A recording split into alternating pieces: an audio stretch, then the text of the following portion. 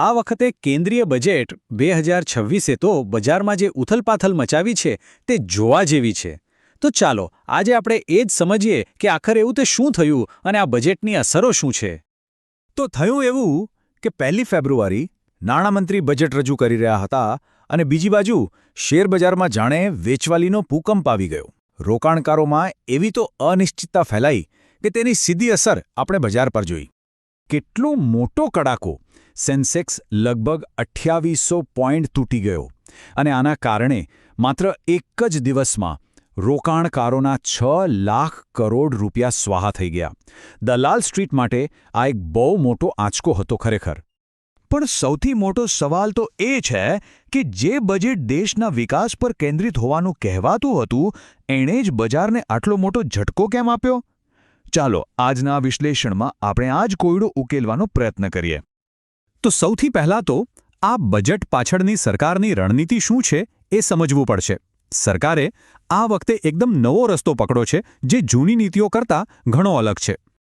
સરકારનો સંદેશ એકદમ સ્પષ્ટ હતો. મતલબ કે ટૂંકા ગાળાની લોભામણી જાહેરાતો નહીં પણ લાંબા ગાળાની સ્થિરતા અને વિકાસ પર ફોકસ છે. આ બજેટ આ 3 મુખ્ય સિદ્ધાંતો પર આધારિત છે. એટલે કે આર્થિક નીતિમાં એક મોટો બદલાવ આવ્યો છે. અત્યાર સુધી જે ફોકસ તાત્કાલિક ખર્ચ વધારવા પર રહેતો હતો તેના બદલે હવે દેશ માટે લાંબા ગાળાની ઉત્પાદક સંપત્તિઓ એટલે કે એસેટ્સ બનાવવા પર ધ્યાન આપવામાં આવી રહ્યું છે. અને આ વાતનો સૌથી મોટો પુરાવો છે આ આંકડો 12.2 લાખ કરોડ. સરકારે મૂડી ખર્ચ એટલે કે કેપેક્સ માટે આટલી જંગી રકમ ફાળવી છે. અને સાચું કહીએ ને તો આ જ આંકડો આ બજેટની વિકાસગાથાનું મુખ્ય એન્જિન છે. હવે સવાલ એ થાય કે સરકાર પાસે પૈસા આવે છે ક્યાંથી? તો જુઓ, ટેક્સની આવક તો સારી છે જ, પણ સરકારના ખર્ચનો લગભગ 24% હિસ્સો તો ઉધાર લઈને જ પૂરો કરવો પડે છે. આ આપણને દેશની નાણાકીય સ્થિતિનો એક અંદાજ આપે છે. ઠીક છે, તો હવે એ જોઈએ કે આ નવી રણનીતિથી ફાયદો કોને થવાનો છે? કોણ છે આ બજેટના અસલી વિજેતા?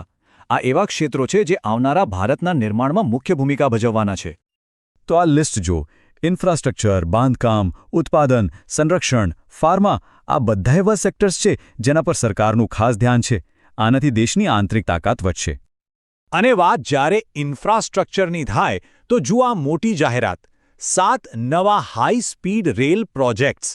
આને ગ્રોથ કનેક્ટર્સ પણ કહી શકાય, કારણ કે આ પ્રોજેક્ટ્સ દેશના મોટા આર્થિક કેન્દ્રોને જોડીને અર્થતંત્રને એક નવી જ ગતિ આપશે. એ જ રીતે સંરક્ષણ ક્ષેત્રને પણ બહુ મોટું બૂસ્ટ મળ્યું છે. 7.85 લાખ કરોડની રેકોર્ડ બ્રેકિંગ ફાળવણી કરવામાં આવી છે. આ સ્પષ્ટપણે સેનાના આધુનિકીકરણ તરફ એક બહુ મોટું કદમ છે. આટલું જ નહીં, બાયોફાર્મા અને રેર અર્થ જેવા સ્ટ્રેટેજિક સેક્ટર્સમાં પણ દેશને આત્મનિર્ભર બનાવવા માટે ખાસ યોજનાઓ જાહેર થઈ છે, જેમ કે બાયોફાર્મા શક્તિ અને નવા રેર અર્થ કોરિડોર્સ. સારું, આ તો થઈ ફાયદાની વાત. પણ સિક્કાની બીજી બાજુ પણ છે. હવે એ લોકોની વાત કરીએ જેમને આ બજેટથી ઝટકો લાગ્યો, અને એ પણ સમજીએ કે બજાર આટલું બધું કેમ તૂટ્યું. અને બજારના આ મોટા કડાકા પાછળનું મુખ્ય કારણ હતું સિક્યોરિટીઝ ટ્રાન્ઝેક્શન ટેક્સ એટલે કે એસટીટીમાં અચાનક અને તીવ્ર વધારો.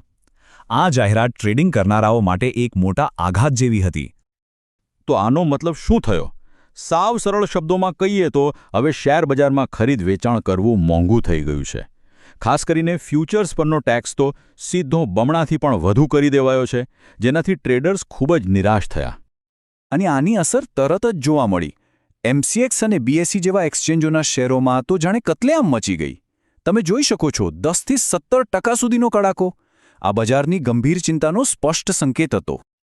અને બીજી બાજુ મધ્યમ વર્ગ, જે બજેટ પાસેથી ઘણી આશાઓ રાખીને બેઠો હતો, તેને પણ નિરાશા મળી.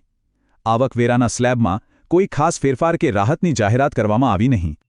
તો ચાલો હવે આ આખા ચિત્રને જોડીને સમજીએ. આ બજેટ કોઈ અકસ્માત નથી, પણ એક સોચી સમજી વ્યૂહાત્મક પસંદગી છે જેના પરિણામો લાંબા ગાળે જોવા મળશે. આ ટેબલ બજેટની આખી ફિલોસોફીને એકદમ સ્પષ્ટ કરી દે છે.